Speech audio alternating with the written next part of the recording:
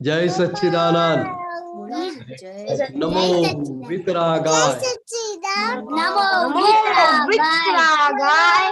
नमो अरिहंताणम। नमो सिद्धाणम। नमो आयरियाणम।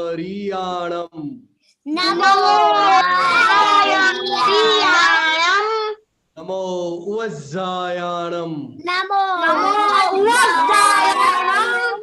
नमो लोये सव्व साहुणम।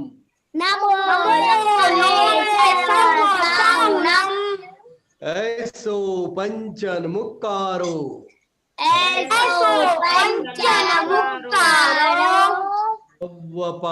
वप्पणासनो। मंगलाणं च सव्वेसिं।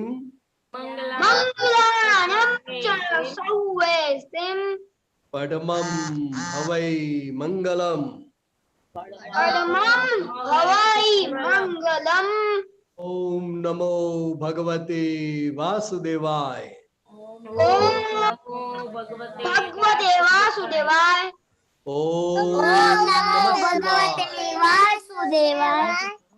ओम नमः शिवाय।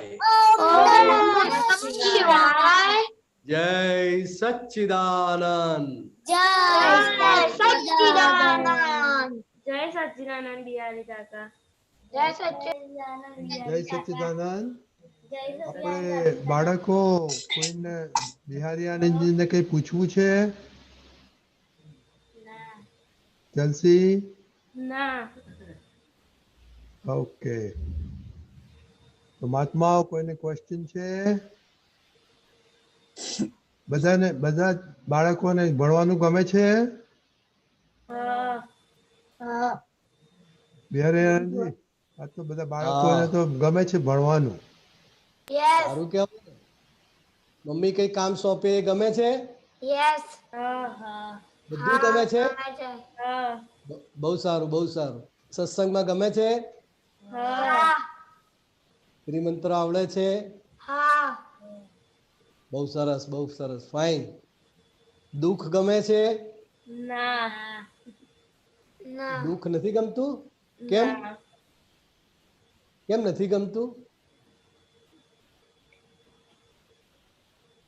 જલસી બોલો. ભાઈ તને દુઃખ ગમે છે? જલસી બોલ ને. કેમ નથી ગમતું? પણ સુખ ગમે છે? કેમ ગમે છે? પેલું કેમ નથી ગમતું? ના કેમ ગમે છે?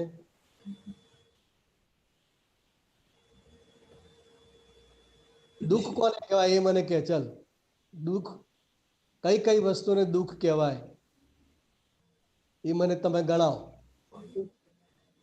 આપણાને કઈ કામ થાય બોડીમાં ને કઈ બી આમ તો બોડીમાં કઈક થાય પછી ભાઈ તું શું કે છે?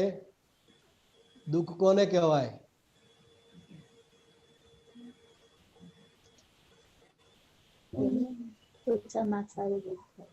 દુઃખ કોને કહેવાય? એક્ઝામમાં ફેલ થવાય ને બધામાં. એક્ઝામમાં ફેલ થવાય. બરાબર ઊંઘ આવતી હોય ને ઊંઘવા ના દેતો. બરાબર ઊંઘ ચડી હોય તો કોઈ ઊંઘવા ના દેતો એને સુખ કહેવાય કે દુઃખ કહેવાય? દુઃખ કહેવાય કે દુઃખ?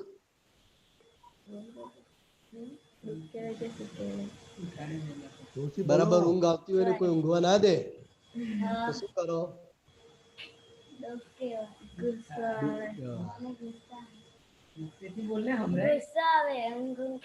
ગુસ્સો આવે. બરાબર. એટલે દુઃખ કોઈને ગમતું નથી. દુઃખ કોઈને જોઈતું પણ નથી. સુખ બધાને ગમે છે અને સુખ બધાને જોઈએ છે. તો આપણે બીજાને શું આપવાનું? સુખ કે દુઃખ? સુખ કે દુઃખ? આપણે બીજાને શું આપવાનું? સુખ આપવાનું. સુખ આપવાનું. એટલે આપણે સુખ આપીએ છીએ મમ્મીને, બાને, ભાઈને. ભાઈ તું બેનને સુખ આપે છે કે લડે છે, મારે છે? લડતો નથી. બેન મારે છે? ના. તો સુખ તું કોને કોને સુખ આપીશ? હે? બધાને. કઈ રીતે સુખ આપીશ? સુખમાં શું શું આવે? એમની જોડે સારો વર્તાવ કરીને, એમની સેવા કરીને. બરાબર, સરસ. ભાઈ તું શું કે છે? તું શું કે છે? બધાની સેવા કરીને. અરે એ તો બેને કીધું, તારું કઈક નવું. બધાની સેવા કરીને, એ તો વાત બરાબર. પણ પછી તું કઈ કઈ રીતે સુખ આપે બધાને?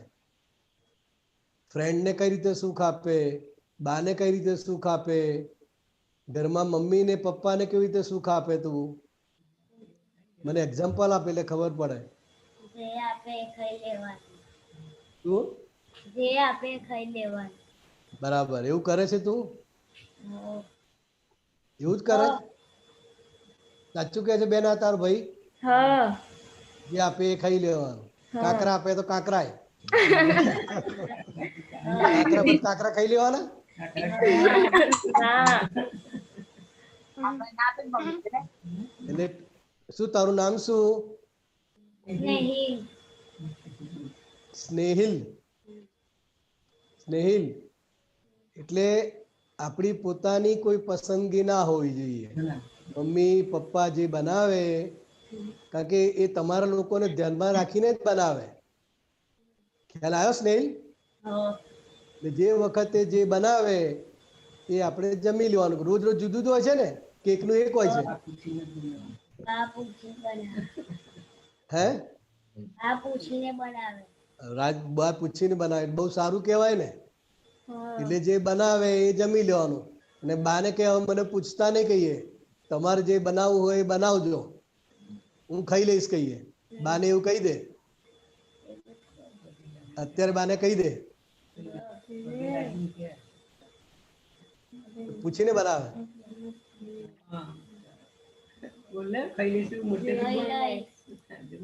એટલે પૂછીને બનાવે કે બા જે બનાવે એ ખાઈ લઈશ? ખાઈ લઈશ. બા પૂછતા નહીં તમે. એને બહુ પૂછ ના કરતા. પૂછી પૂછીને ઊંચે ના ચડાવતા. બેન તું શું કરીશ? તું ખાઈ લઈશ? હા. બધું ભાવે છે? હા. કારેલાનું શાક? હા. ઉતારી. તને કારેલાનું શાક ભાવે ભાઈ? થોડું થોડું. થોડુંક? નવું બનાવે ના તારે આપણે કારેલાનું શાક ખાવાનું. બા ખાય છે, પપ્પા ખાય છે, મમ્મી બધા ખાય છે ને? તો કારેલાનું શાક ખાય તો મરી જવાય કે માદા પડાય? કઈ ના થાય. કઈ ના થાય. શક્તિ આવે. તો તું જાણે છે તો ખરો. એટલે દાદા પાસે શક્તિ માંગવાની. હે દાદા ભગવાન મને સમરસી ખોરાક લેવાની શક્તિ આપો. શું કહેવાનું? હા, સમરસી ખોરાક લેવાની પરમ શક્તિ આપો. અને તું કારેલા ખાય તો મમ્મી પપ્પાને દુઃખ થાય કે આનંદ થાય?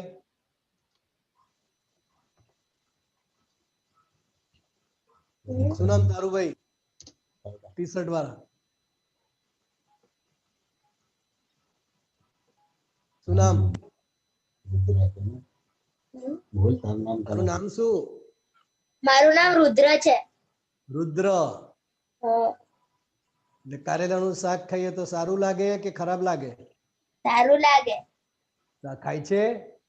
ના મને નહીં ભાવતું. સારું લાગે મને નહીં ભાવતું એ બે વિરોધાભાસ કહેવાય. જીવનમાં બહુ વિરોધાભાસ કહેવાય. ઘરના બધા ખાય છે ને રુદ્ર? તો એ બધાને કઈ તકલીફ થાય છે? એટલે આપણી પાસે એ ખાવાની શક્તિ નથી. આમ તું જાણે છે કે બહુ સારું છે, ગુણકારી છે, પણ પાછો તું બોલે છે કે નથી ભાવતું. એટલે આ વિરોધાભાસ છે.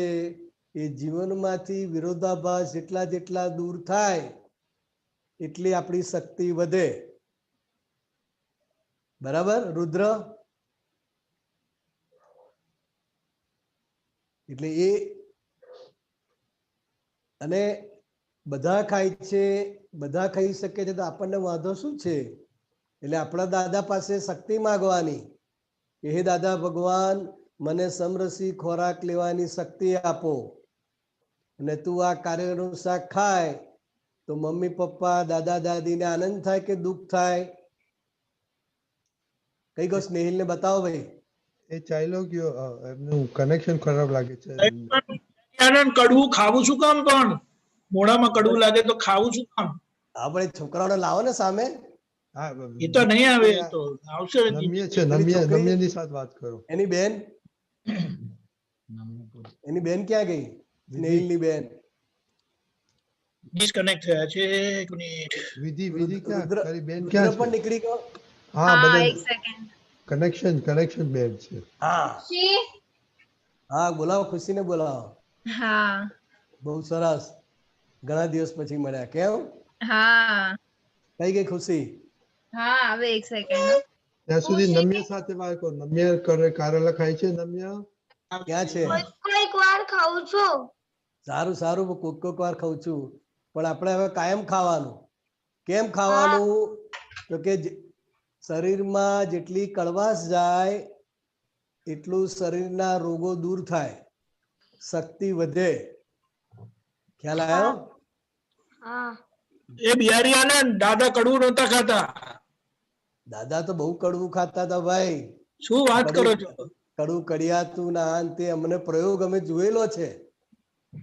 શું વાત કરો છો? હા, એ પ્રયોગ અમે જોયેલો છે. એટલે દાદા વાત એવી હતી કે કનુ દાદાજીની દીકરી સોનલબેન ને કેટલાય દિવસથી તાવ જતો નતો, ઝીણો તાવ રહેતો હતો. પણ આ છોકરાઓને તાવ આવતો જ નથી ક્યારે. હવે ના આવે એટલા માટે ખાવાનું.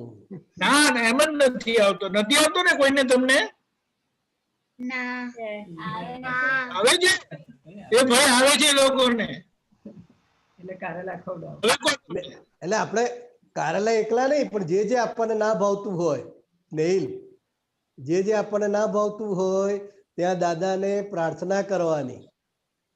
પ્રાર્થના કરીએ એટલે આપણી અંદર શક્તિ વધે. ખ્યાલ આવ્યો સ્નેહિલ? એ શક્તિ વધે અને જે વીકનેસ આપણી દૂર થાય એટલે આપણે ભગવાનપણું ખુલ્લું થાય. બરાબર? હા બોલ ભાઈ, કઈ પ્રશ્ન છે? બોલ, શું નામ તારું? નમ્ય બોલ.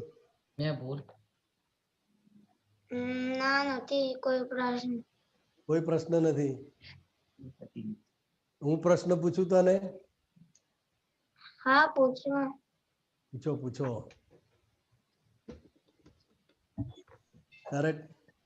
તને ગરમી લાગે છે કે લગાડવી પડે? લાગે છે, કોઈ વાર લગાડવી બી પડે. કેવી રીતે ગરમી લગાડે તું? કોઈ વાર બાર તડકે બેસી દો અથવા પછી ચોરસો ઓઢીને. બરાબર. પછી તાવ આવે છે કે તું લાવે છે?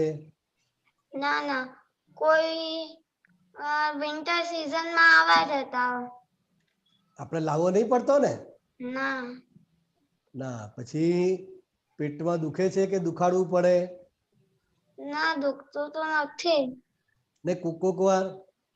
કોઈક વાર દુખે વધારે ખાવું તો. હા. પછી ઊંઘ આવે છે કે લાવવી પડે? ના આવી જ જાય છે. એની મેળે આવી જ જાય છે. પછી ભૂખ લાગે કે લગાડવી પડે? આવે છે ભૂખ. ભૂખ લાગે જ છે? પછી ટોયલેટ તું જાય છે કે જવું પડે? જાઉં છું જ. એટલે મરજીથી જાય છે કે જવું પડે? ના જ્યારે ટોયલેટ આવે ત્યારે જવાનું. એટલે આવે એટલે જાય કે તું જાય એટલે આવે? ના ના જ્યારે આવે ત્યારે જ જવાનું. હા એટલે જવું પડે ને, કમ્પલસરી કહેવાય ને. હા. તો આખું આ જીવન બધું કમ્પલસરી છે. તારું જે તને બોડી મળ્યું છે, તને અવાજ મળ્યો છે, તને જે સ્ટ્રક્ચર મળ્યું છે એ પણ કમ્પલસરી છે બધાયનું. જેને જેને જે મળ્યું છે એ કમ્પલસરી છે. આપણા જે દાંત છે આપણને ગમે એવા છે કે ના ગમે એવાય છે? તારા દાંત બધા તને ગમે છે કે વધારે ઊંચા લાગે છે? ગમે છે કેમ કે બધાય હું ચાલી શકું છું. બરાબર બરાબર, ચાલી શકે છે એટલે ગમે છે. પછી તું શ્વાસ લે છે કે લેવો પડે? ના ના લઉં જ છું. શ્વાસ ના લઈએ તો મરી જઈએ એટલે લઉં જ છું. રાત્રે ઊંઘમાં તું લે છે કે આવે જ છે એની મેળે? ના ના હું લઉં છું. જાગીને લે છે? ના જાગીને નહીં, ઊંઘતા ઊંઘતા. એટલે એની મેળે લેવાય છે કે તું તારે જાગવું પડે? ના ના બોડીમાં એવું હોય કે ઊંઘીએ ને તો બી શ્વાસ લેવાય. હા એટલે આ આખું જે બોડી છે એ કુદરતી છે. કેવું છે? કુદરતી છે અને કુદરતી રીતે ચાલે છે. આપણે ચલાવવાની જરૂર ના પડે. એની મેળે ભૂખ લાગે, એની મેળે થાક લાગે, એની મેળે ઊંઘ આવે, એની મેળે તાવ આવે, બધું જ એની મેળે જ થયા કરે છે. થાય છે ને? એટલે આખું આ શરીર કુદરતી છે. કેવું છે? કુદરતી. હા, એને કુદરતી રચના કહેવાય. જે જે વ્યક્તિનું જે જે જીવનું શરીર છે એ કુદરતી રચના છે અને કુદરતને અધીન ચાલ્યા કરે છે. સમજાયું તને? હા. હા. હવે તને શું પ્રશ્ન ઉભો થાય છે?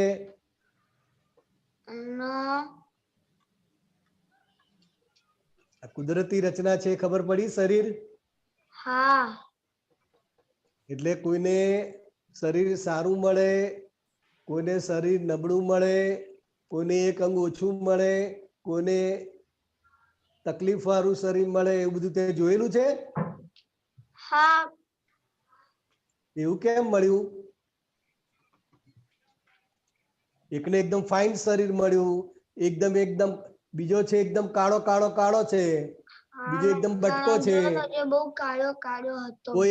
કોઈ એકદમ જાડિયો છે. તો આવું બધાને જુદું જુદું કેમ મળ્યું?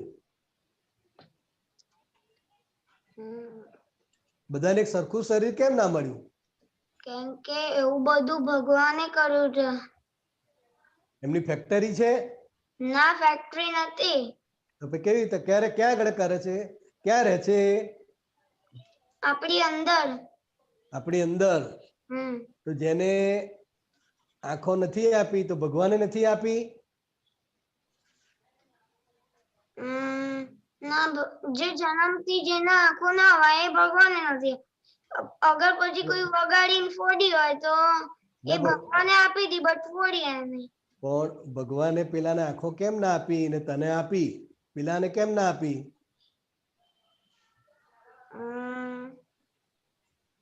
એટલે ભગવાન એને હેરાન કરવા માંગે છે? ના ભગવાન હેરાન કરવા નથી માંગતા. તો પછી એને આંખો તને આંખો મળી સરસ ને પેલાને આંખો નથી મળી, તો એનું શું કારણ?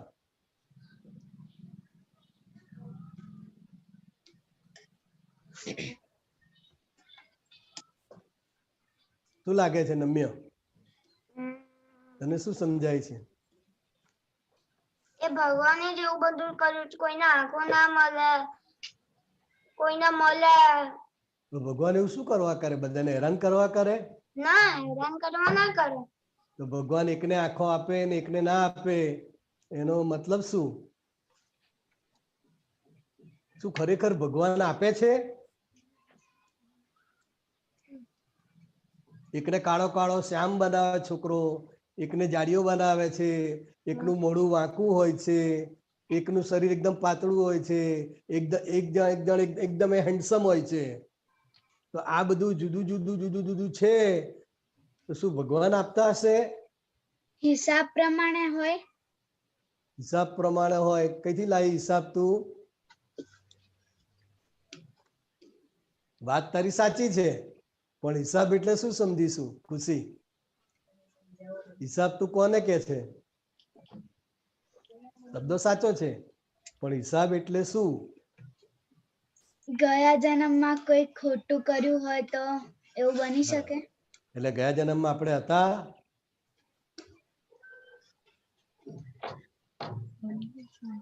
હતા ખરા?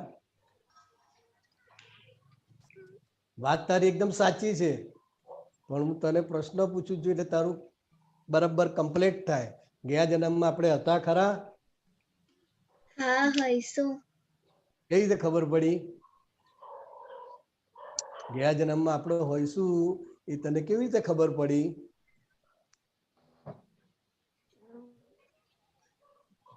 તો કે આ જન્મમાં કાં તો એકદમ બુદ્ધિશાળી હોય, કાં તો એકદમ ડોબો હોય, કોઈને આંખો ના હોય, તો આ જે સજા રૂપે જે મળ્યું ને, એ જે સજા રૂપે મળ્યું એનો મતલબ શું? તો કે પહેલા આપણે હતા, કંઈક એનો દુરુપયોગ થયેલો છે, માટે સજા રૂપે અત્યારે કુદરતે આ વસ્તુ છીનવી લીધેલી છે. કોણે છીનવી છે? કુદરતે. કુદરતે. કુદરતે. પણ આપણને એ સમજાતું નથી, એટલે આપણે બધું ભગવાન ઉપર મૂકીએ છીએ. શું કરીએ છીએ? ભગવાન ઉપર. કારણ કે આપણે બા પાસેથી, દાદા પાસેથી, બધા પાસેથી એ જ સાંભળ્યું છે કે ભગવાન બધું કરે છે, ભગવાન બધું કરે છે. હા. રમ્ય, ખ્યાલ આવ્યો? હા. તો કે આ કોઈને આંખો નથી મળતી, તો કે નથી મળતી એ આપણે સમજી શકીએ છીએ ને. અત્યારે આંખને નથી મળી અને એના ભાઈને, બીજાને ભાઈને આંખ મળી છે, તો આંખ કેમ નથી મળી? કેમ કે એને પહેલાના જન્મમાં છે ને કોઈ બીજાની આંખને કઈ કર્યું હશે એટલે એને આંખ નથી મળી. ભગવાને એને એવું. એટલે બીજાની આંખને કંઈક કર્યું હશે એવું નહીં, પણ એ આંખનો દુરુપયોગ થાય. આંખોનો દુરુપયોગ થાય ને, એ આંખોનો દુરુપયોગ થાય માટે કુદરત એ છીનવી લે છે. હવે કુદરત કરે છે, પણ આપણને કુદરત કરે છે એવું સમજાતું નથી, એટલે આપણે ભગવાન કરે છે એવું માનીએ છીએ અને આપણે એ સાંભળતા આવ્યા છે. નમ્ય, ખરેખર ભગવાન કરે છે કે કુદરત કરે છે? કુદરત. ભગવાન શું કરે પછી? દુરુપયોગ કે આંખનો દુરુપયોગ કેવી રીતે થાય? હા, આંખનો દુરુપયોગ કેવી રીતે થાય? તો કે ના જોવાનું બધું જોયા કરે, ખરાબ દ્રષ્ટિથી જુએ, બને ને એવું? બીજાને ખરાબ દ્રષ્ટિથી જુએ, ના જોવાની ચીજ વસ્તુ બધું જોયા કરે, એટલે એ આંખોનો દુરુપયોગ કહેવાય. સમજાય નમ્ય? હા. તો કે આ કુદરત કરે છે તે કહ્યું, તો પછી ભગવાન શું કરે? ભગવાનનું કામ શું? ખુશી, વિધિ છે ખરા ને? નમ્ય, નમ્ય રાખજો ભાઈ બોર્ડ ઉપર. ભગવાન છે ખરા? હા છે ને, આપણી ક્યાં છે? અંદર. આપણી અંદર છે. બરાબર. શું કામ કરે આપણી અંદર રહીને? આપણને જોવે કે આપણે શું કરીએ છીએ, કોઈને મારીએ છીએ કે નહીં, આપણે ઊંઘીએ છીએ, આપણે ખાઈએ છીએ, બધું જ જોવે ભગવાન આપણી અંદર બેઠા બેઠા. આપણે અંદર જુએ એટલે આપણે અંદર રહીને નમ્ય શું શું કરે છે એ બધું જોયા કરે. બરાબર ને? નમ્યને રોકે નહીં? નમ્ય ખોટું કરતો હોય તો રોકતા કેમ નથી?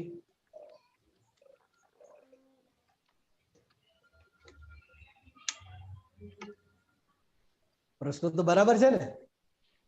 જો નમ્ય જે કરે છે બધું ભગવાન જુએ છે, તો નમ્ય ખોટું કરે છે, નમ્ય કોઈને દુઃખ આપે છે, નમ્ય કોઈનો અહંકાર દુભાય એવી વાણી બોલે છે, તો ભગવાન રોકતા કેમ નથી?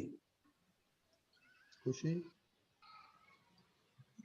હા ખુશી હા ભગવાન રોકતા કેમ નથી? નમ્ય કીધું કે અંદર જે ભગવાન છે એ બધું જોયા કરે, એટલે ખુશી શું શું કરે છે એ બધું જોયા કરે. તો સારું કરે છે તો બરાબર છે, તો કોઈને દુઃખ થાય એવું કરે ખુશી, તો ભગવાન રોકતા કેમ નથી? ખુશી ખોટું બોલે તો કેમ રોકતા નથી? કોઈને દુઃખ થાય એવું વર્તન કરે તો ભગવાન રોકતા કેમ નથી? શું લાગે તને? દીદી તું બોલજે. હો, હા, હું બોલું? હા તારાથી બોલાય. હા, એટલે ભગવાનને તો ખબર જ છે કે અત્યારે જે કરશે એને આગલા જન્મમાં ભોગવવાનું તો છે જ. બરાબર, એટલે ભગવાન રોકતા નથી. I think. I think. ખુશી શું કહે છે? મોટી બેન કહે છે સાચું છે કે તને તને જે લાગતું હોય કહેવાય? હા સાચું છે દીદી કે છે. સાચું છે. અને મોટી બેન કહે એટલે ખોટું તો હોય જ નહીં ને. પણ રોકતા કેમ નથી? તો હું તને સમજાવું. શું તારું નામ? ખુશી. નહીં, પેલીનું નામ? વિધિ. વિધિ. હા. એટલે ભગવાનની ફક્ત હાજરી છે. દરેક જીવમાં ભગવાનની હાજરી છે. એ કોઈને પ્રેરણા પણ આપતા નથી, કોઈને રોકતા પણ નથી, કોઈને ટોકતા પણ નથી. તો આ નિધિ જે કંઈ પણ કરી રહી છે, સારું કે ખરાબ, એ પૂર્વના કર્મના સંસ્કારનું ફળ છે. શું છે? પૂર્વના ફળના સંસ્કારનું છે. સંસ્કારનું ફળ છે. ભગવાનની ફક્ત હાજરી છે. શું છે? ભગવાનની હાજરી છે. ભગવાનની હાજરી વગર નિધિ કશું જ કરી શકે નહીં. હા. નિધિ કઈ કરી શકે? ના કરી શકે. ભગવાન નીકળી જાય શરીરમાંથી તો રામ બોલો ભાઈ રામ થઈ જાય ને. હા. હા થઈ જાય. તો ભગવાનની ફક્ત હાજરી છે. એટલે દાદા ભગવાને શું કહ્યું? સિદ્ધાંત આપ્યો, ભગવાનની હાજરી વગર કંઈ જ થતું નથી. છતાં ભગવાન પોતે કંઈ કરતા નથી. હા. હા. સમજાયું? હા, સમજાયું. ભગવાનની હાજરી વગર કશું જ ના થાય. તો લોકો શું સમજ્યા કે અંદર છે તો જ બોલાય છે, એ અંદર છે તો જ ચલાય છે, માટે એ જ કરે છે એવું માની લીધું લોકોએ. હા. તો કે એ હકીકત નથી. જો એ કરતા હોય તો ખરાબ તો કોઈને ના જ કરાવડાવે ને. ના. ગાળો તો ના જ બોલાવડાવે ને. ના બોલાવડાવે. કોઈનું ખૂન પણ ના કરાવડાવે.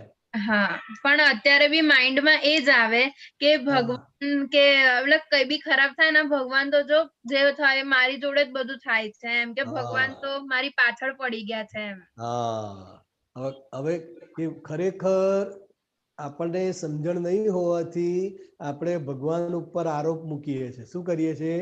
આરોપ મૂકીએ છીએ. આરોપ મૂકીએ છીએ. ખરેખર ભગવાનની હાજરીથી બધું ચાલે છે, પણ ભગવાન પોતે કઈ ચલાવતા નથી. સમજણ પડી? હા. બોલો, હવે બીજો કઈ પ્રશ્ન હોય તો વાત કરાય. નિધિ, નમ્ય કઈ ગયો? અરે નમ્ય ખ્યાલ આવ્યો તને? સાંભળ્યું બધું? હા, બધું સાંભળ્યું. હા, તને શું લાગે છે? કયું એ બધું બરાબર છે કે એમાં કઈ ગડબડ છે? બરાબર છે. હા, એટલે કુદરત છે, કુદરતી રચના છે, અને બીજી બાજુ ભગવાન છે.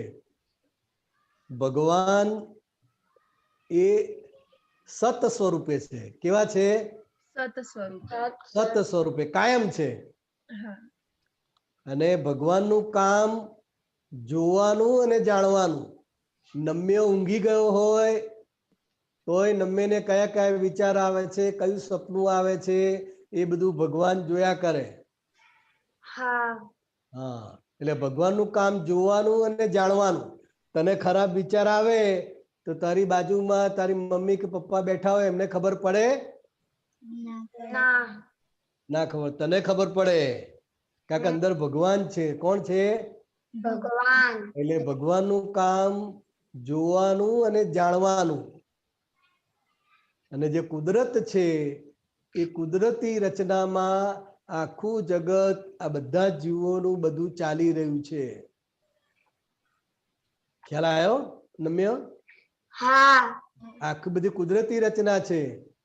મારામારી થાય છે, આંદોલન થાય છે, કોઈ કોઈનું ખૂન કરી નાખે છે, કોઈ દાન આપે છે, કોઈ કોઈને બચાવે છે.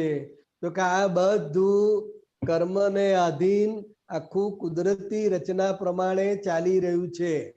હા. નમ્ય. ધરતીકંપ આવે છે ને, અર્થક્વેક. હા. જોયો છે ધરતીકંપ? અર્થક્વેક જોયો છે તે? અનુભવ કર્યો છે? તો નથી. અનુભવ કર્યો છે આ બધું હલે? હા, એવો અનુભવ તો કરેલો છે. હા, તે ધરતીકંપ કોણ લાવતું હશે?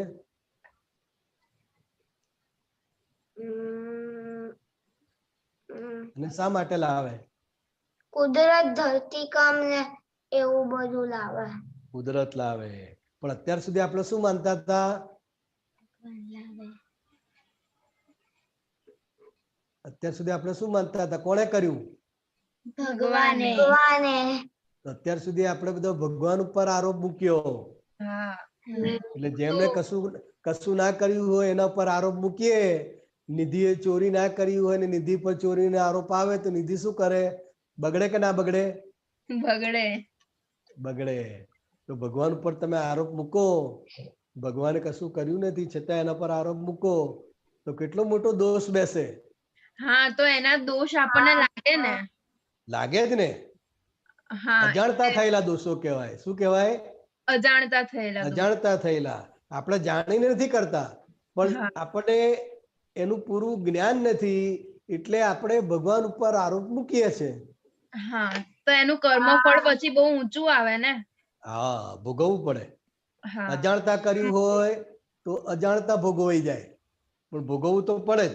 અને હા. જાણીને કર્યું હોય તો જાણીને ભોગવાય. હા, અને ઓલ ટાઈમ એવું માઇન્ડમાં સેટ રહે કે ભગવાન કઈ કરતા હોતા નથી, એ આપણા બધું હિસાબ પ્રમાણે થાય છે, તો એનું તો કઈ કર્મફળ ના આવે ને. ના, એનું કર્મફળ ના આવે.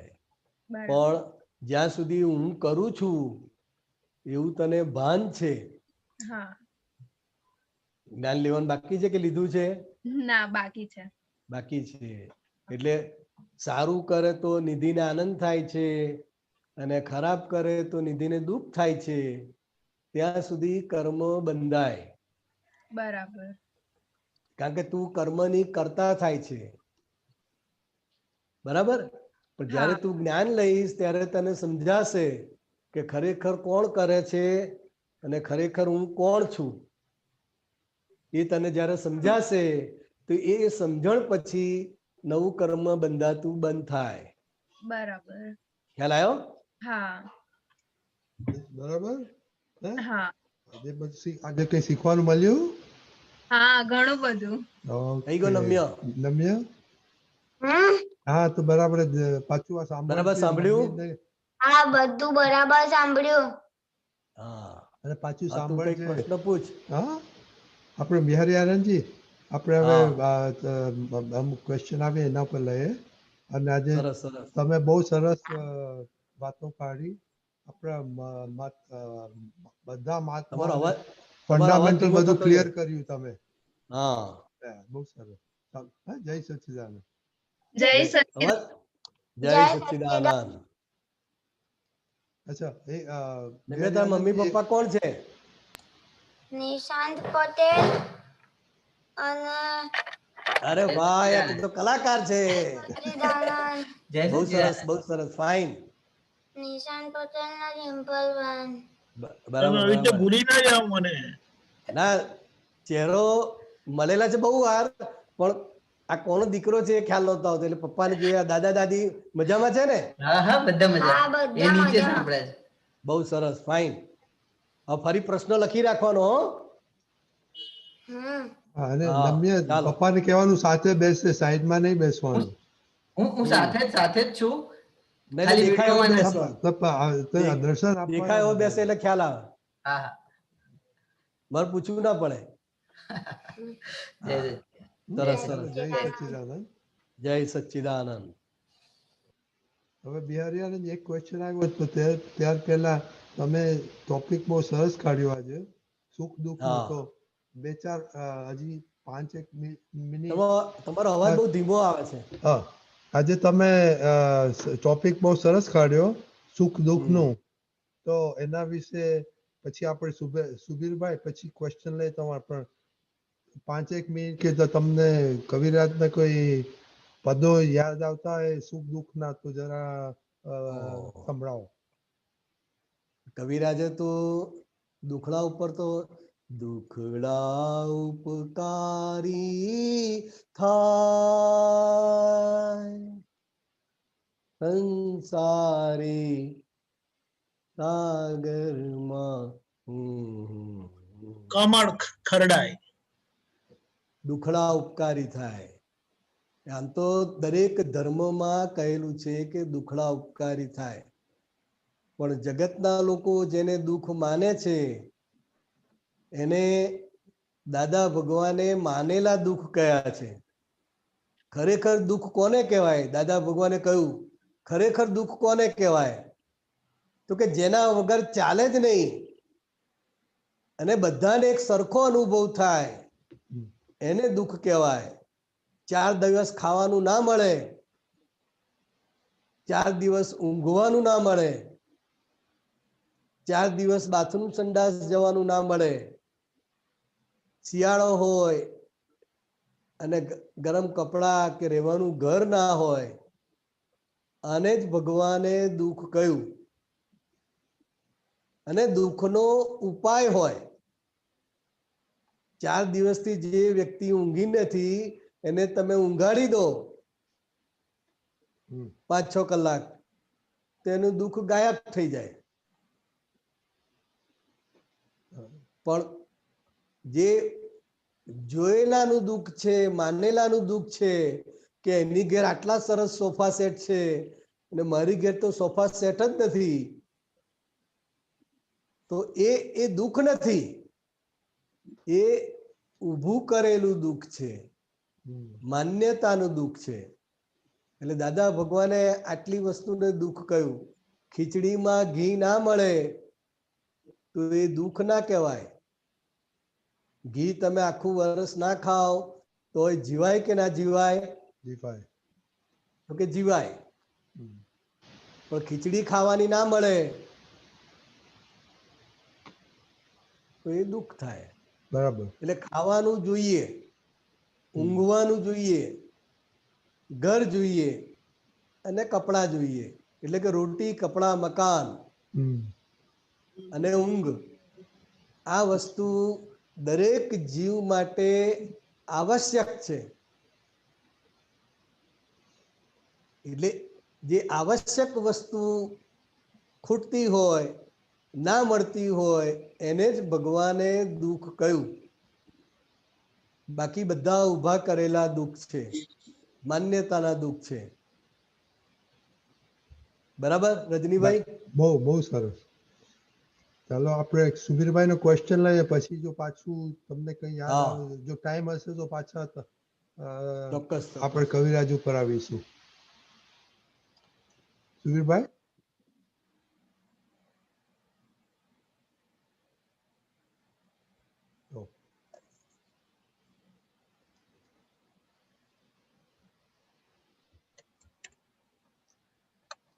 हाँ सुबीर बोलो। हाँ जय सच्चिदानंद। जय सच्चिदानंद। बच्चे लोगों के साथ इतना अच्छा सत्संग के बाद थोड़ा टॉपिक चेंज हो जाएगा। बराबर, बड़े लोगों के साथ तो ऐसा ही होता है ना। नहीं, बड़े कौन है छोटे कौन है सब एक ही है ना। आत्मा रूपे सब एक ही है। आत्मा रूपी सब एक है, लेकिन प्रकृति रूप अलग है ना, डेवलपमेंट अलग है, प्रश्न भी अलग है। राइट। इस वजह से अलग है। हाँ आत्मा रूप से तो सब एक ही है। राइट। अच्छा, मेरा क्वेश्चन ये था ये समाधि मरण ये क्या दशा है और ये कैसे प्राप्त हो, किसको प्राप्त हो सकता है? समाधि मरण विषय के बारे में बात। तो अपने संघ में, अपने जय सच्चिदानंद संघ में समाधि मरण किसको कहते हैं कि जब मृत्यु की तैयारी होती है उस हम्म, समय राइट दादा भगवान का निधि ध्यासन और 5 आज्ञा और सत्संग के बारे में अंदर जो रहता है, राइट संसार का कोई भी भाव नहीं है, संसार की हाँ कोई भी बात नहीं है, राइट लेकिन भीतर ही भीतर अपने अंदर ज्ञान स्वरूप ज्ञान में रहते हैं, प्रज्ञा में रहते हैं। राइट और उस समय पर जो मरण होता है उसको समाधि मरण बोलते हैं। मतलब के संसार में कहीं पर भी खोए हुए नहीं है, कोई अपने हाँ कोई राग खोए नहीं हुए रहेगा खोए हुए नहीं है, अपने स्वरूप की समाधि में थे। राइट तो इसी को समाधि मरण बोलते हैं।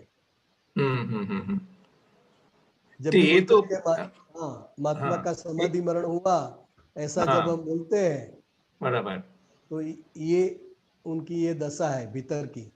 हम्म बाहर दुख का अनुभव कर सकता है, हो सकता है, राइट बाहर वो बेहोश भी हो सकता है, राइट मूर्छित भी हो सकता है, अनकॉन्शियस भी हो सकता है, हाँ लेकिन भीतर से वो ज्ञान में जागृत है, स्वरूप में जागृत है, तो उसी को समाधि मरण बोलते हैं। तो इसका मतलब स्वरूप ज्ञान के पीछे ये समाधि मरण का स्थिति पैदा हो सकता है। जो जिसको ज्ञान नहीं मिला उसको तो फिर नहीं, ये दशा प्राप्त नहीं होगा। हर एक धर्म में अलग अलग होता ही है, हर एक धर्म में अलग अलग रूप से होता ही है। कभी ये वो कोई शब्द अलग यूज करते हैं, हमारे संघ में समाधि मरण यूज होता है, कई धर्म में अलग शब्द यूज होता है। हर एक धर्म में ऐसा होता है कि अपने गुरु का लक्ष्य रहता है, वो जो भगवान को बचता है उसमें उनका लक्ष्य है, तो वो बोलते हैं कि बहुत अच्छी तरह से उसका मृत्यु हुआ, देह शांत हो गया। हमारा लौकिक भाषा में हाँ लौकिक भाषा में इतना सुना हुआ है, जैसे कोई टाइम पे जब जब मरण की टाइम आता है, डेथ की टाइम आता है, उस टाइम पे अगर उसके मुंह से कोई भी भगवान का नाम आ जाए तो बोलते हैं इसको स्वर्गलोक प्राप्त हुआ। इसी टाइप का बोला जाता है। गति के बारे में भी उस टाइम पे फोरकास्ट करते हैं, उस टाइम पे उनका मुंह में से क्या निकलता है, उनका ध्यान किधर है। बराबर, ये लेकिन लौकिक भाषा की बात कर रहा हूँ। लास्ट टाइम में उसका ध्यान कहाँ है भीतर से, हाँ वो अगत्य का है। वो मुंह में से भगवान का नाम बोला है इसलिए स्वर्ग हुआ, ऐसा नहीं है। लेकिन भगवान का नाम निकलता है, इसका मतलब क्या है कि भीतर में वो भगवान के बारे में, धर्म के बारे में ही उसका चल रहा था। राइट राइट राइट, वही उस टाइम हाँ, पे बाहर आता है। सिर्फ नाम निकलने से मुक्ति होता है, स्वर्ग होता है, ऐसा नहीं है। हाँ लेकिन भीतर की उनकी दशा क्या है पिछले घंटों में, पिछले दिनों में, उसके आधार से उसकी गति तय होती है। हाँ नहीं, भीतर अगर ऐसा चलता होगा तो वही भगवान का नाम उसी टाइम पे आएगा, नहीं तो उसी टाइम पे भगवान का नाम नहीं, नहीं हमारे लोग आएगा। इतने होशियार है ने, हमारे लोग इतने होशियार है कि जबरदस्ती से बुलावे, ऐसा है। हाँ, उस टाइम पे इकट्ठा करके कीर्तन बोलो कराते हैं। बोलो राम बोलो, बोलो राम बोलो। हाँ नहीं उस वो टाइम गाने पे बोलते हैं। उस टाइम पे इकट्ठा करके भगवत गीता पाठ करावे, कुछ ऐसा कुछ न कुछ कीर्तन भक्ति करावे। वो उस टाइम पे मतलब उनके मुंह पे से निकले राम नाम निकले, ऐसा प्रयास करते रहते हैं। वो लास्ट में जो वातावरण मिलता है वो उनके लिए भी अच्छा है, और साथ में जो बैठे हुए हैं उनकी सेवा में जो है, उनके घर के जो है, उन सभी के भी बराबर भाव अच्छे रहे। हाँ इसलिए ये सब पूजा पाठ है, भक्ति है, पाठ है, जो भी है हाँ सभी के लिए है। राइट लेकिन जो मरण पथारी पर है उसके लिए बहुत ही एक कीमती समय है। Right right. तो आपने महात्माओं के लिए ये मतलब जितना हम ज्ञान में रहे, जितना हम स्वरूप स्वभाव में रहे हाँ तो वो जाके उस टाइम पे काम में आएगा। हाँ अभी से अपने को अगर ये जो क्या बोलता है आत्मा स्वरूप रह सकते हैं, उसका जो अभ्यास करते रहे तो वो जाके आगे जाके फल दे सकता है। तो आगे जाके तो अपना नया अवतार भी इसी पर बन रहा है, उच्च गति जो बन रही है, क्योंकि हमारे जो 5 आज्ञा है, 5 आज्ञा की वजह से भीतर में ऐसी स्थिति है, ऐसी स्थिति बनती है, ऐसे कर्म बनते हैं जो महाविद्य क्षेत्र में ले जावे। उस क्षेत्र के लायक हमारे कर्म बनते हैं और फिर वहां सिमंदर स्वामी की भजना, उनके दर्शन करके मुक्त हो जाते हैं। ये भरत क्षेत्र से अभी मोक्ष नहीं है। मोक्ष में जाने के लिए वाया महाविद्य तीर्थ क्षेत्र है, सिमंदर स्वामी के पास जाना पड़ेगा। ये अभी की ये गोठवनी है कुदरत की। राइट। चलिए, जय सच्चिदानंद। जय सच्चिदानंद। जय सच्चिदानंद। तो बिहारी आनंद जी, ये सुबेर भाई ने बोला समाधि मरण, तो अपने लास्ट में दादा जो याद आता है उसका रियल मीनिंग क्या होता है नेक्स्ट लाइफ में के क्या? वो क्या है कि पूरी लाइफ में वो जो करता है, पूरी लाइफ अगर बिजनेस ही किया है, कुछ नहीं किया है, तो उसको बिजनेस का ही याद आएगा। आप चाहे कितना भी टेप रिकॉर्ड बजा लो, चाहे कितना भी सत्संग सुना लो, એટલે ગમે તેટલો સત્સંગ સંભળાવીએ, ગમે તેટલું કરીએ, પણ એની રમણતા પૂરી લાઈફ દરમિયાન ક્યાં હતી ને કેવી હતી એના આધારે એનું અંદર બધું ચાલે છે। બહારથી તો ખાલી સપોર્ટ આપી શકો તમે, સમજાય? હા, બરાબર છે। હા, પણ અંદર જે એની જે દશા છે, અંદરની દશાના આધારે આખું કર્મ બંધાય છે।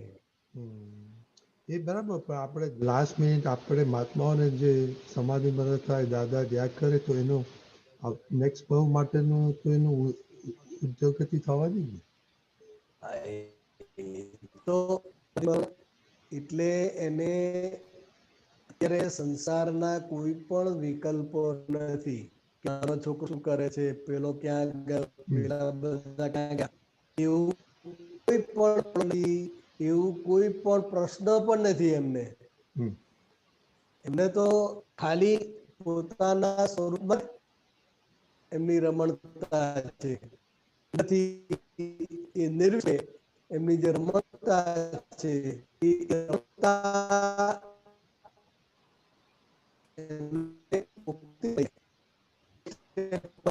મુક્તિ ક્ષેત્ર તરફ।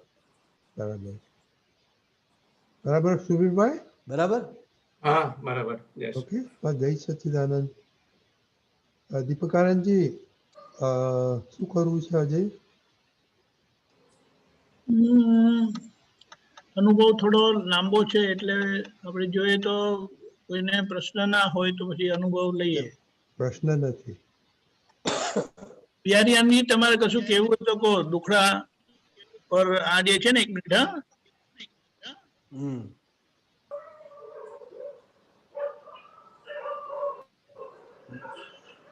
મારે વિકાનંદજી, હા બોલો।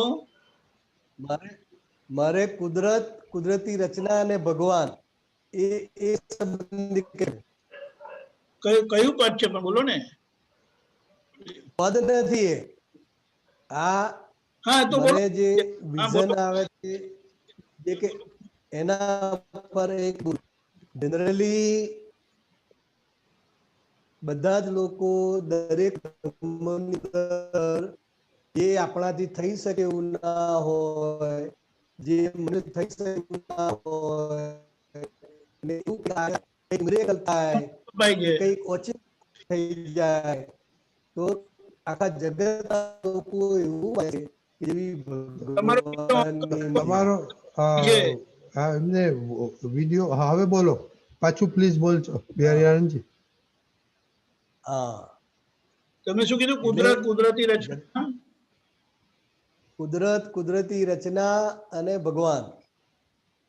હા, જગતના બધા લોકો કુદરત કામ કરે છે એ સમજી શકે છે, અને ભગવાન કરે છે એવું પણ બોલે છે અને એવું પણ માને છે. જેવી રીતે આ છોકરાઓને સમજાવ્યું તો છોકરાઓને ખ્યાલ આવ્યો ને કે ભાઈ કુદરતી રીતે થાય છે કે ભગવાન કરે છે. એટલે કુદરત જે છે, કુદરતી જે રચના છે, એ જે તે જીવના કર્મના સંસ્કારના આધારે એ આખી કુદરતી રચના ઊભી થાય છે. જે વ્યક્તિને જે કર્મ ભોગવવાનું હોય એ નિમિત્તે એના જે કંઈ સપોર્ટિંગ સંયોગો છે એ સંજોગો ભેગા કરવાનું કામ, ભેગા કરી આપવાનું કામ કુદરત કરે છે. અને ભેગા થઈ ગયા એ કુદરતી રચના છે, જેને આપણે આજ્ઞા તરીકે વ્યવસ્થિત શક્તિ કરતા એવું સમજીએ છીએ. અને ભગવાન એ ચેતન વસ્તુ છે, જ્ઞાન દર્શન સહિતની વસ્તુ છે. ભગવાન એ કર્તા સ્વરૂપે નથી પણ જ્ઞાતા સ્વરૂપે છે.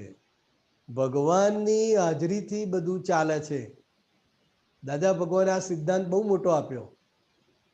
ભગવાનની હાજરીથી બધું ચાલે છે, પણ ભગવાન પોતે કાંઈ કરતા નથી. એટલે મહાત્માઓએ પણ આ કુદરતી રચના કુદરતી રીતે થઈ રહ્યું છે, આ કુદરતી રીતે શરીર પ્રાપ્ત થયું છે અને આખું આ શરીર કુદરતી રીતે ચાલે છે એ સમજ્યા કરવાનું છે આખા દિવસ દરમિયાન. અને જે જે સંજોગો આપણને ભેગા થાય છે એ કુદરતી રચના છે. એટલે જ્યારે જ્યારે કુદરતી રચના છે, વ્યવસ્થિત શક્તિ જ કરતા છે, એ જેટલું જેટલું સમજાતું જશે એટલી નિર્વિકલ્પ દશા, નિર્વિકલ્પ સમાધિ પ્રાપ્ત થશે દેહ સાથે. અને એના પરિણામ સ્વરૂપે કેવળ જ્ઞાન છે. એટલે આખા જગતનો સાર, આખા જગતના આ ચક્કરમાંથી બહાર કાઢવા માટે દાદા ભગવાને આ મોટામાં મોટું જ્ઞાન આપ્યું છે, વ્યવસ્થિત શક્તિ કરતા. અને આ સમજવું પડશે, કારણ કે આપણને દેખાશે નિમિત્તો બધા, આપણને દેખાશે બધા નિમિત્તો, આપણને સમજાશે બધા નિમિત્તો કે અમને લીધે કર્યું હશે, અમને કરાયું હશે, કે આ કરાઈ રહ્યા છે. એટલે આ આંખોથી અને આ શરીર દ્વારા બધા નિમિત્તો જ કરી રહ્યા છે એવું દેખાશે અને એવું સમજાશે.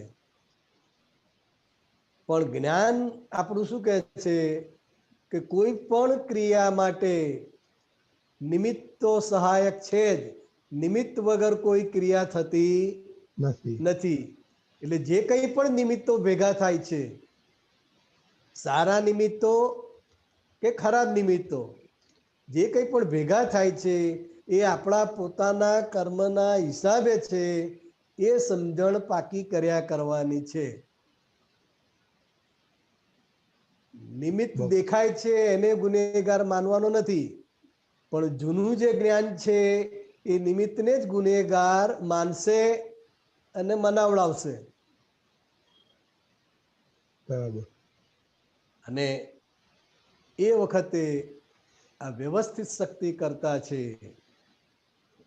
એ સમજણ પાકી કર્યા કરવાની છે, કારણ કે સંજોગોના આધારે જે કામ થઈ રહ્યું છે, બધા સંજોગો દેખીતા, ના દેખાય, ના સમજાય એવા ઘણા બધા સંજોગો છે, એ બધા સંજોગો ભેગા થઈને જે કામ થાય છે એને આપણે વ્યવસ્થિત શક્તિ કરતા છે, જગત નિયંતા વ્યવસ્થિત શક્તિ છે એવું સમજવાનું છે.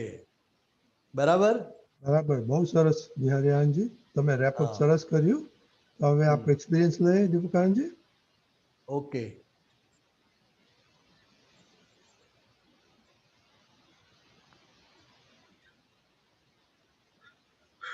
જય સચ્ચિદાનંદ. જય સચ્ચિદાનંદ. આજે આપણી વચ્ચે જે અનુભવ કેવા આવે છે એ એમણે લોકોનો ટાઈમિંગ જરા ઓટ થઈ જાય એટલે રેકોર્ડિંગ થયેલું છે, એટલે હું રેકોર્ડિંગ મૂકીશ. હવે રેકોર્ડિંગ લાંબુ છે એટલે એને 2 કે 3 માં કરવું પડશે. આજે આપણે પાર્ટ 1 લઈએ છીએ. બહુ જૂના મહાત્મા છે, દાદા ભગવાનને મળેલા.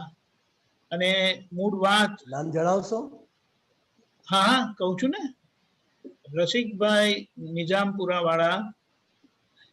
અને એમને જે દાદા જોડે વ્યવહાર થયેલો છે ને એની નોંધ લેવાની છે કે દાદા કેવી કાળજી લે છે, કેવી કાળજી લીધેલી છે, કે જે મહાત્માઓને સ્પર્શી ગઈ છે, કે જેનાથી દાદા માટે આકર્ષણ થયું. એટલે આપણે જ્ઞાનની ગમે તેટલી મોટી વાતો કરીએ પણ વ્યવહારમાં જો કશે પણ કોઈને દુઃખ થાય કે સહેજે ઓછું પણ એટલે એનું પ્રમાણ નહીં સચવાય તો એ કેટલું બધું નુકસાન કરે છે. કારણ કે આ બધામાં દાદા શું કે બહુ સરસ છે. એક ખાલી પોઈન્ટ કહીશ કે આપણો વ્યવહાર ખરાબ થાય તો એ આપણને દોષ તો દેશે જ, પણ પછી કહેશે કે દાદા ભગવાન આવા છે. એટલે કે છે કે આપણા વ્યવહારના લીધે એ દાદા ભગવાનની વિરાધના કરે છે, એટલે આપણે કોઈની વિરાધનાના નિમિત્ત નહીં બનવું. કેટલી વાત છે. એટલે કે આપણે કેમ 9 કલમો કરવાની, કે 9 કલમની કેમ ભાવના કરીએ છીએ કે આપણો વ્યવહાર હવે એ જ્ઞાનને અનુરૂપ થાય કે જેથી કરીને આપણે કુદરતી નિમિત્ત બનીએ. ચાલો આપણે વધુ વાત ના કરતા આજે આપણે લગભગ 22 મિનિટનું સાંભળીશું, પછી આપણે પોઝ કરીશું ને પછી આગળ જઈશું.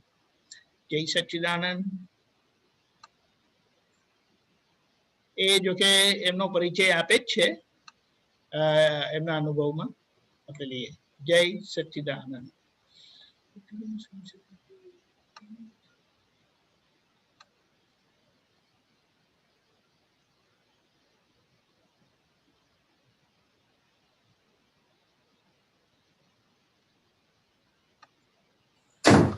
જય સચ્ચિદાનંદ. જય સચ્ચિદાનંદ.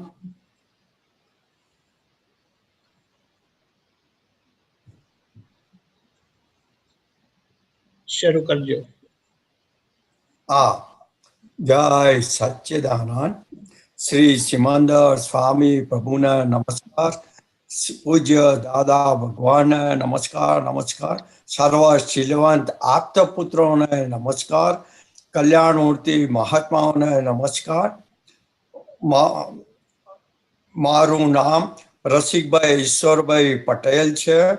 હું મૂળ અમે સુણાવના અને આંકલાવ ગામમાં ખેતી છે. અમારા 5 પેઢીથી રહેલા. હું 50 વર્ષથી એન્જિનિયર થઈને વડોદરામાં સેટ થયો છું અને 40 વર્ષથી સુશીલનગરમાં રહું છું. વડોદરાના મહાત્માઓ મને રસિકભાઈ નિઝામપુરાના નામથી ઓળખે છે. મને ને મારા સમગ્ર ફેમિલીને પૂજ્ય દાદાશ્રીનો પરિચય લાવનાર શ્રી સતીશભાઈ પટેલ જેઓ મૂળ ભાદરણના છે અને દાદાની નાની ખડકીના જ છે, અને તેઓ ધંધા અર્થે આંકલાવમાં આવેલા અને અમે બી આંકલાવમાં એટલે અમારા નજીકના મિત્ર હતા. અને એમને દાદાનો પરિચય થયો છે ભાદરણના એટલે, અને પછી એમને ઈચ્છા થઈ કે હું બી દાદાને પામું. એટલે હું આઈપીસીએલમાં હતો ત્યાં સતીશભાઈ આવ્યા, મને કહ્યું કે તું દાદાને મળ. એટલે મેં એને કહ્યું કે ભાઈ અત્યારે આપણી ઉંમર આ સાધુ સંતો પાછળ જવાની નથી, અને છોકરાઓનો ધ્યાન આપ ને એના રાગે પાડ.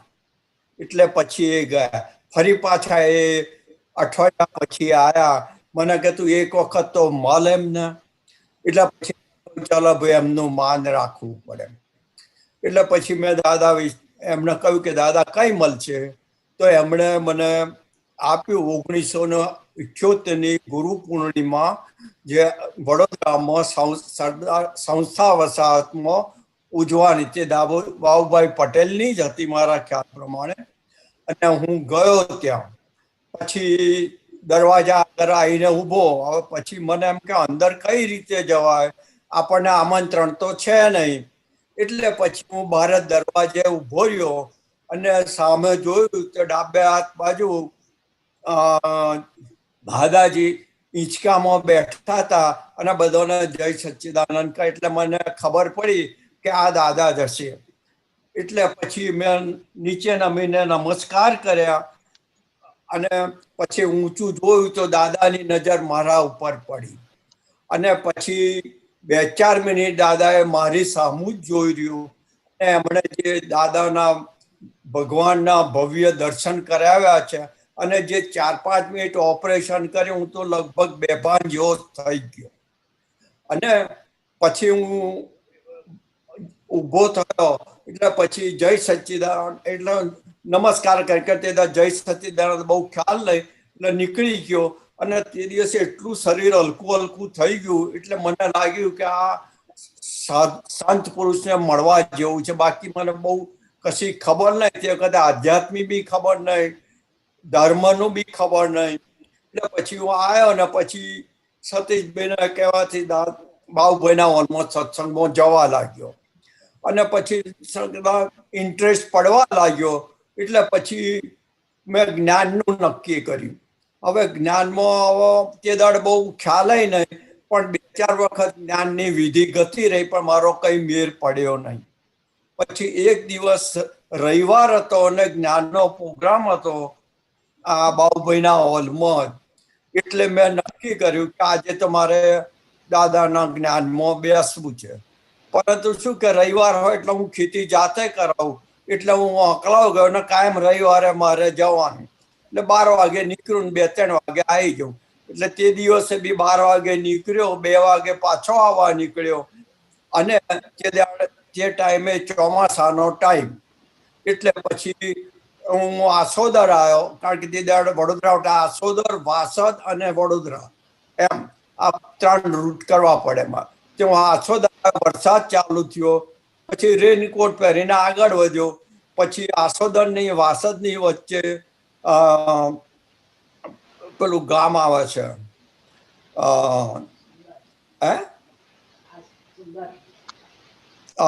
ત્યાં આગળ હું ઊભો રહી ગયો, કારણ કે સ્કૂટર મારું ખાડામાં પડ્યું. અને પછી મેં જોયું તો એનો ક્લચ વાયર તૂટી ગયો હતો.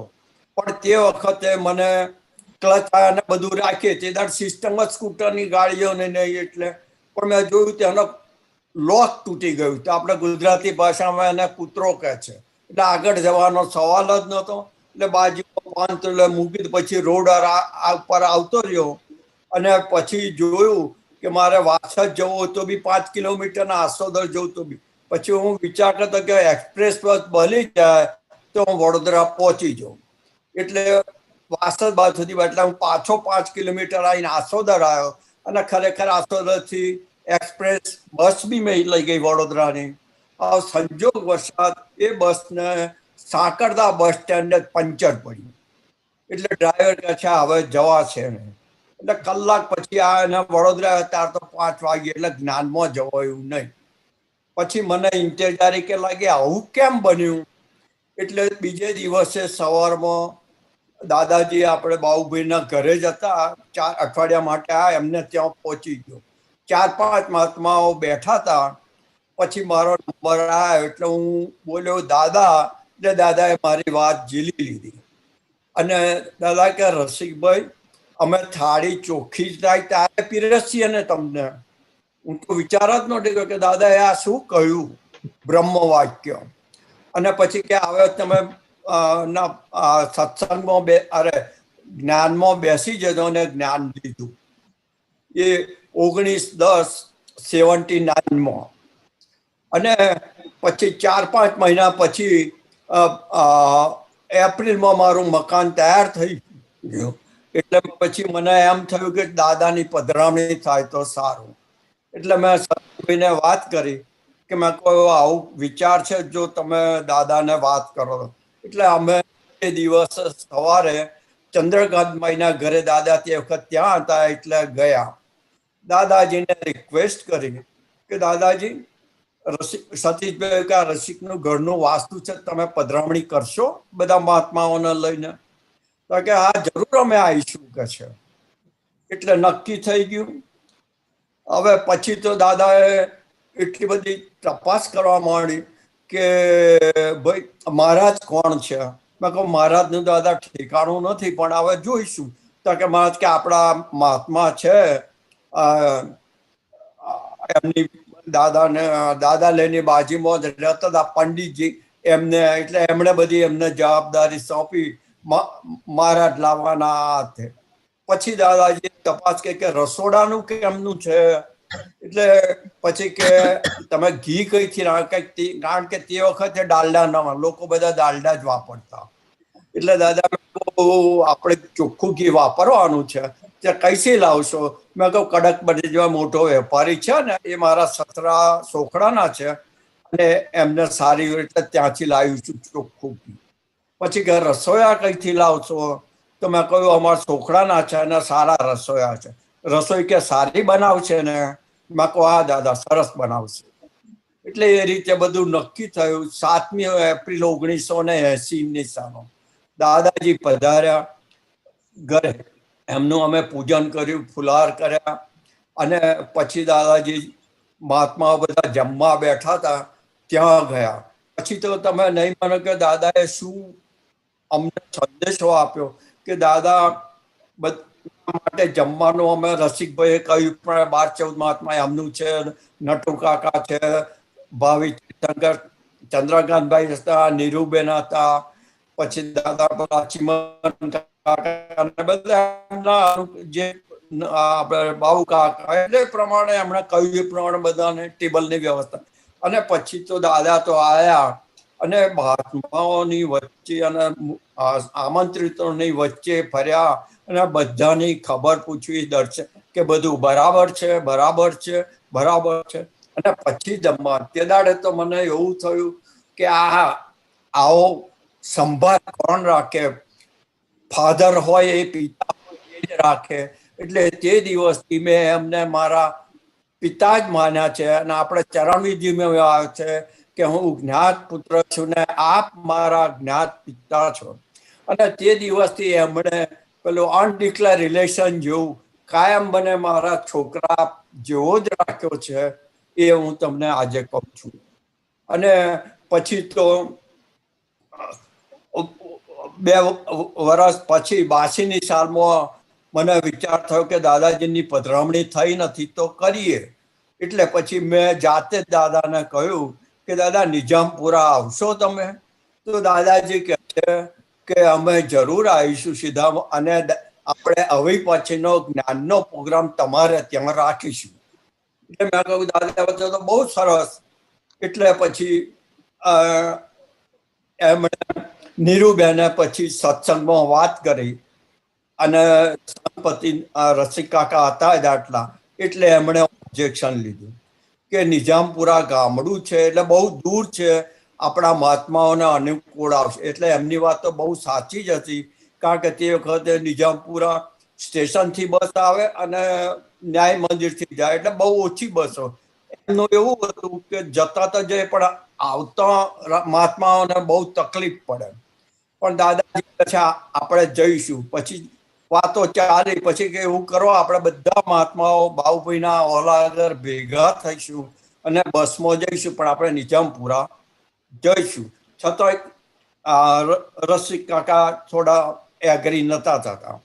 એટલે પછી 2 દિવસ પછી દાદાજી બોલ્યા નીરુબેનને કે નીરુબેન આપણે વીટો વાપરો કે અમે નિજામપુરા જવાનું છે. એટલે સંઘપતિ તો ઓલમોસ્ટ હતા એટલે ઉઠીને આવી તો મારી માફી માંગી કે રસિક તારા પ્રોગ્રામમાં મેં અંતરાય કમા. પછી દાદાજીની માફી માંગી કે દાદા તમારે જવું જ હતું, મને પહેલેથી જ કહી દીધું. ગમે તેમ પણ એ બધા પ્રોગ્રામ નક્કી થયો. હવે 20મી ફેબ્રુઆરી 1982નો ટાઈમ તે દાડા 60-70 જણાને જ્ઞાન આપવાનું. અને એમાં તે વખતે શું હતું કે રસિક કાકા બધા લોક સત્તાના મેનેજર, જનસત્તાના મેનેજર, પછી દિલ્હીના ચેરમેન એવા આગળ પડતા 8-10 માણસો હતા અને બીજા 50-60 મહાત્માઓ હતા. એ લોકોને જ્ઞાન આપવાનું હતું.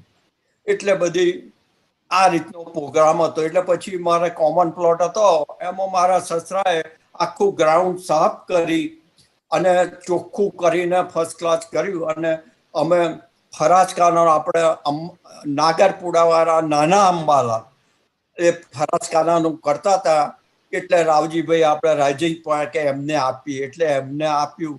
અને મોટા અંબાલાલ બી હતા એ આપણે સુરસાગર ઉપર લોધનામાં પણ બહુ આગળ પડતા. અને તે વખતે દાદાનો પ્રોગ્રામ નાગરવાડામાં થતો અને એમને લીધે આપણને ફેસિલિટી મળેલી.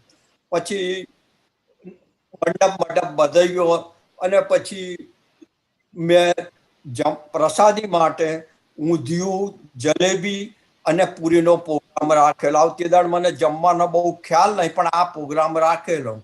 પછી દાદાજી કહે છે કે રસિકભાઈ આપણે આ બધા મોટા મહાત્માઓ છે કહેવાતા એમના માટે આપણે આ જમવાના ટાઈમે પ્રસાદી આપીએ સારું ના ગણાય.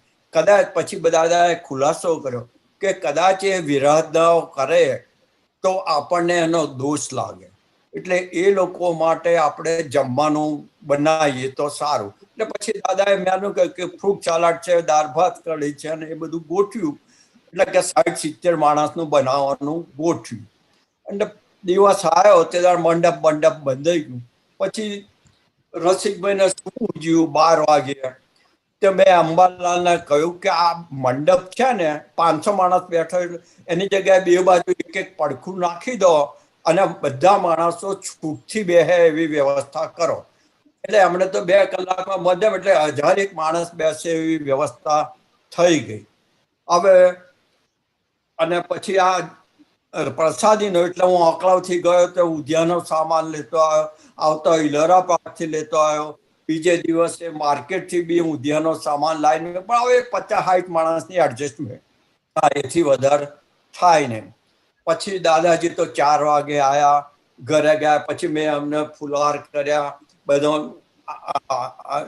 પૂજન કર્યું અને પછી અમને આશીર્વાદ. પછી દાદા વિધિ કરીને પછી જ્ઞાન માટે ગયા.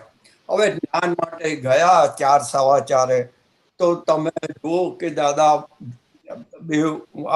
બાજુ મહાત્માઓ મુક્ષો બેઠા હતા એમની વચ્ચેથી નીકળ્યા પણ આખો મંડપ ફૂલ થઈ ગયો. લગભગ 1000 માણસ ભેગું થયું હતું દીપા કાનાજી. એટલે પછી તો વિચાર કર્યો કે હવે જે છે પછી દાદાએ પછી બધાને જ્ઞાનનું વિધિ કરવાની હતી એ કરી. હવે મને ચટપટી થાય પ્રસાદી. એટલે પછી રાવજીભાઈ મહાત્મા રાજ્ય તો બહુ જૂના એ અંબાલાલ બધા ઠાકોરભાઈ હતા બધા આપણે કારેલી બે. એટલે પછી કે રસિકભાઈ આમાં આપણે કશું કરી શકીએ નહીં. એટલે આ દાદાનો પ્રસંગ છે, દાદાને સોંપી દો, આપણે કશું કરવાનું. પછી એમણે મને ટકોર બી કરી કે એક વખત દાદાને સોંપ્યા પછી શંકા કરવાની નહીં, જે થાય વ્યવસ્થિત કરી લેવાનું. એટલે પછી એ બાજુ તો અમે જોયું જ નથી. અને પછી પ્રસંગ પૂરો થયો. દાદાજી ઘરે જમે બધા 60-70 માણસ જેમણે 130 માણસ જમાડ્યા હતા. અને પછી મેં જોયું વાસણમાં તો 2 માણસ ખાય એટલો ફ્રૂટ સલાડ વધ્યું હતું. તમે જુઓ દાદાની કેવી કળા. પેલી બાજુ તો મને ખબર નથી કે શું થયું. આ એક દાદાની અજાયબી છે. અને વર્ષો પછી મને ખબર પડી કે આ જે આપણે 400-500 મહાત્મા થાય એની જગ્યાએ 1000 માણસો થયા. હવે પછી મેં જોયું કે આ દાદાનું જે આગ્રહ નિજામપુરામાં આવવાનો અને આટલા બધા મુમુક્ષો આવ્યા, એમણે દર્શન કર્યા અને દાદા પ્રમાણે જગત કલ્યાણ કરવાનું એ એમના દર્શનથી કલ્યાણ થઈ ગયું. એમાં હું તો એમાં મારે ગર્વ થાય. એવી આ સત્સંગ પછી મને સમજણ પડી કે આ તો દાદાએ આપણને નિમિત્ત જ બનાવ્યા અને જે આટલામાં એ લોકોનું કલ્યાણ તો થઈ જ ગયું, સવાલ જ નથી એનો નિમિત્ત. પછી તો દાદાને એટલો બધો એ અહોભાવ થઈ ગયો, આટલા બધા મહાત્મા જો એટલે દાદા એટલા રાજી થઈ જાય. પછી તો 12 ગામથી મહાત્માઓ સત્સંગમાં આવે ને તો દાદા મોકલે. કારણ કે 12 ગામથી મહાત્મા આવે એટલે એને જમાડ્યા વગર મોકલે નહીં. એટલે પછી જમવા ન મોકલે. પછી આપણે ચંદુભાઈ મહાત્મા હતા એમને તો મોકલે. પછી પાણી ગેટ બી એમને 2-3 મહાત્મા મોકલતા. પછી તો એક વખત શું થયું કે હાથીઓની જમાત આવેલી. પેલા હાથીઓ 3-4 આવે ને મહંતો આવે ને મઠના, એ લોકો આપણે દાદા લયાની પૂરમાં ગયા હશે. એટલે દાદાજીએ કહ્યું કે જાઓ ભાઈ તમે નિજામપુરા રસિકભાઈ ને ત્યાં. એટલે બીજે દિવસે તો બધા આવી ગયા હાથીઓ 3-4 જમાત ને. એટલે હું તો હતો ને મહાત્મા ઘેર હતા અને અમારા સોસાયટીમાં બધી મહાત્માઓ હતા મુમુક્ષુઓ. એમણે બધું સેટ કર્યું. એમની કારણ કે રિક્વાયરમેન્ટ હોય, એમની પ્રસાદી એટલે અનાજ લે, ઊંટો અરે હાથીઓ માટે ઘાસના પૈસા લે, એમને બધું પતાવી દીધું અને પતી ગયું. એટલે બધું સારું છે, એનો સવાલ નથી. હવે પછી દાદાજીનો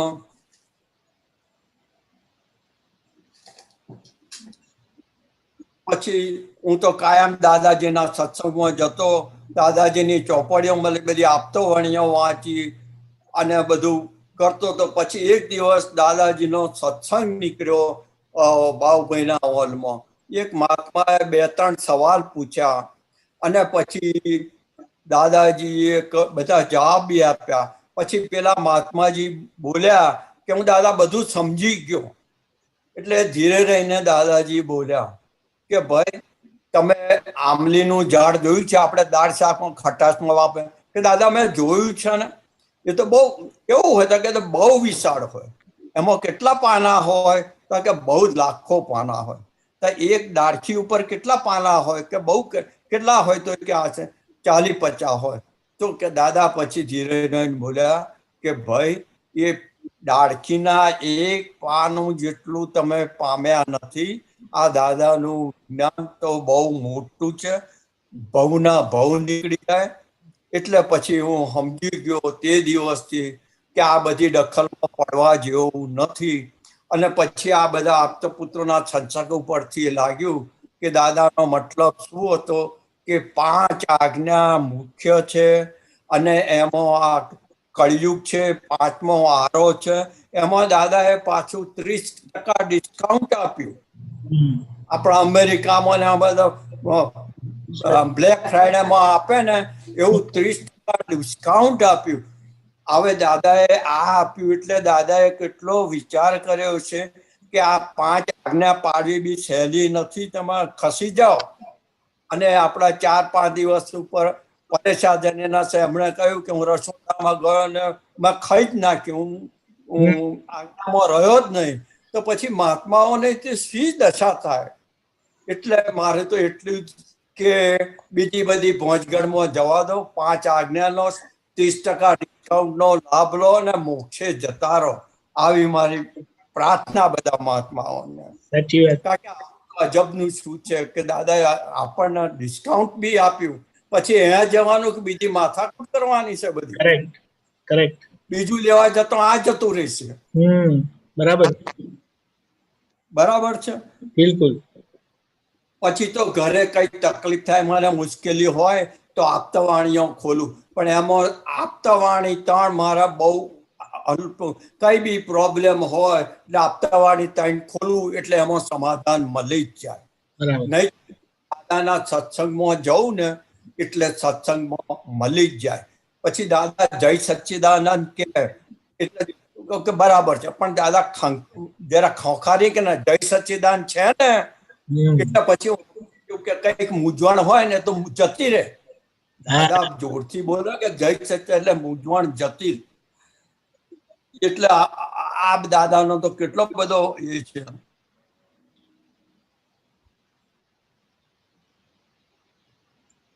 જય સચ્ચિદાનંદ.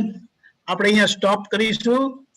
થોડુંક ખાલી આપણે કારણ કે હજી બહુ લાંબુ છે અને સામાન્ય વ્યવહાર પણ એક એવો પ્રેમમય વ્યવહાર. પહેલી વખતના દર્શન જે થયા તો કે ત્યાં દાદાએ 4-5 મિનિટ લગી એમની સામે જોયું. હવે અને એ પણ એમને સામે જોતા રહ્યા. હવે આપણે એની કલ્પના કરી શકીએ, બહુ અઘરું છે કે આવી રીતે જ્ઞાની પુરુષ આવી રીતે 3-4 મિનિટ લગી તમારી સામે જોવું. ને પછી એમને કીધું કે જે દ્રષ્ટિ દર્શન થયા, ભગવાનના દર્શન કરાયા અને પછી હલકા ફીલ થયું.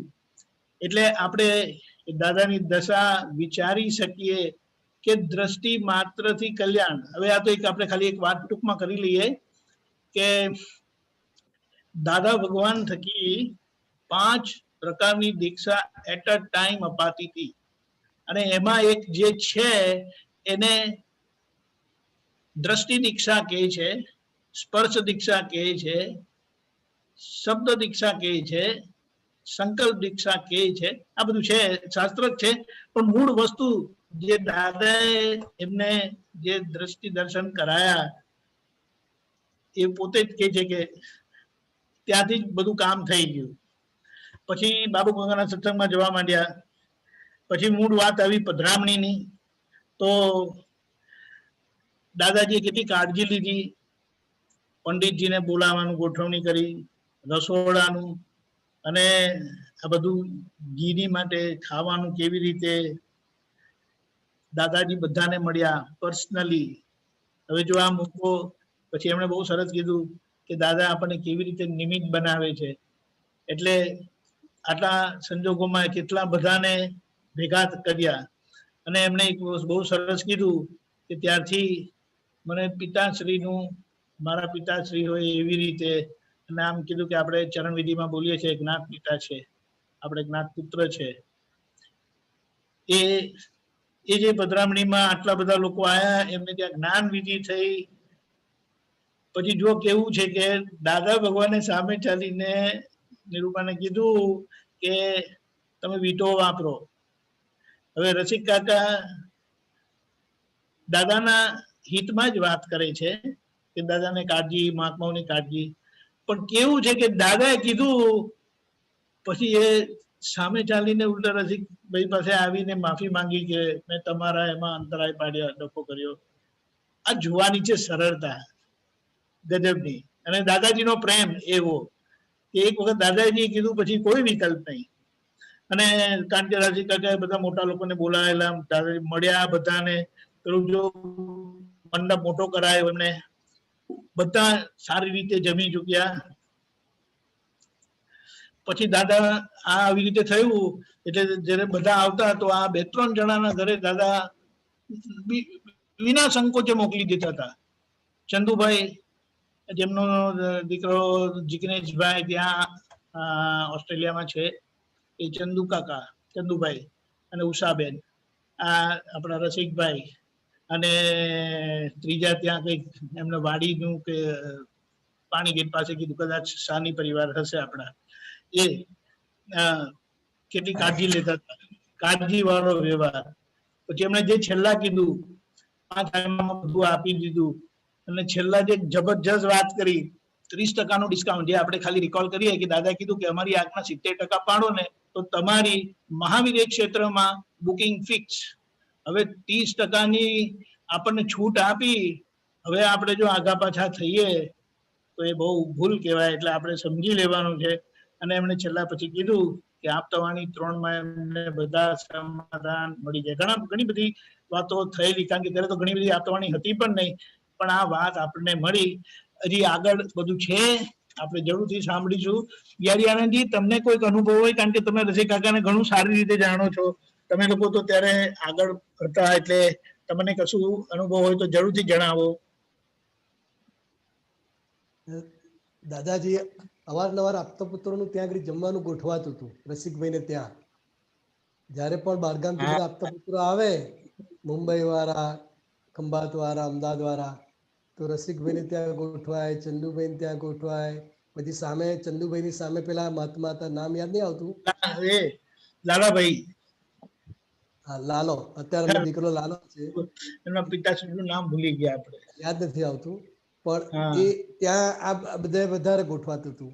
પછી ભક્તિને ત્યાં પેલા 4-5 મહાત્માઓ અને ઠાકોરભાઈને ત્યાં જ્યોતિલાબેન અને ઠાકોરભાઈ, હા, એટલે right. આ 4-5 ઘરે આપતા પુત્રોને દાદાજી વિના સંકોચે મોકલતા હતા. અને પછી અને તો મહાત્માઓએ પણ એ રીતે જ ગોઠવણી કરી હા, right. કે ભાઈ આવજો અમારે ત્યાં આવજો. બીજું એમ કહેતા હતા કે બહારનું એ રીતે પછી કે હું વિધિ કરીને મારો દમ નીકળી જાય છે, અને તમે આ બહારનું પરમાણુ ખાવ ને બધું જાય તો કે જ્ઞાન ઉપર આવરણ લાવે. કેટલી બધી કાળજી લીધી છે આપણે. કાળજી આપણે હવે શીખવાની છે, આપણે બધા મહાત્માઓને આપતો પુત્રોએ. જય સચિદાનંદ. આઈ બિલીવ સાંભળતા હશે. જય સચિદાનંદ, બહુ સરસ એક્સપિરિયન્સ કીધું કાંજી. કોઈ છે? એ નથી આવી શક્યા હમણાં. હા, આપણે બીજી બોલાવીશું. ફાઇનલી એ આવશે તો ખરા જ એકાદું દિવસ. જય સચિદાનંદ. નેક્સ્ટ ટાઈમ બોલે એમને કહેજો, એમને એક કોઈ ફેમિલી નો આવે તો સારું રહેશે. Yeah definitely. તો જયરાજજી, તમે ટીમ તો બોલાવો તો કાંજી please follow. Who is going to follow? You. Okay, fine. બોલાવજો યારિયાનજી.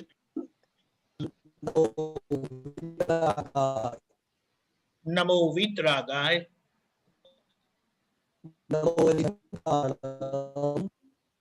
નમો વરિહંતાણમ. નમો સિદ્ધાણમ. નમો સિદ્ધાણમ. નમો આયરિયાણમ. નમો આયરિયાણમ. નમો ઉવજ્જાયાણમ. નમો વજ્જાયાણમ. નમો લોય સવ્વ સાહુણમ. નમો લોય સવ સાહુણમ. એસો પંચન મુક્કારો. એસો પંચન મુક્કારો. સવ્વપા વપણાસણો. સૌવપા વપણાસણો. મંગલાણમ ચ સવ્વે સિંહ. મંગલાણમ ચ સૌવે સિંહ. પડમમ હવૈ મંગલમ. પડમમ હવૈ મંગલમ. ઓમ નમો ભગવતે વાસુદેવાય.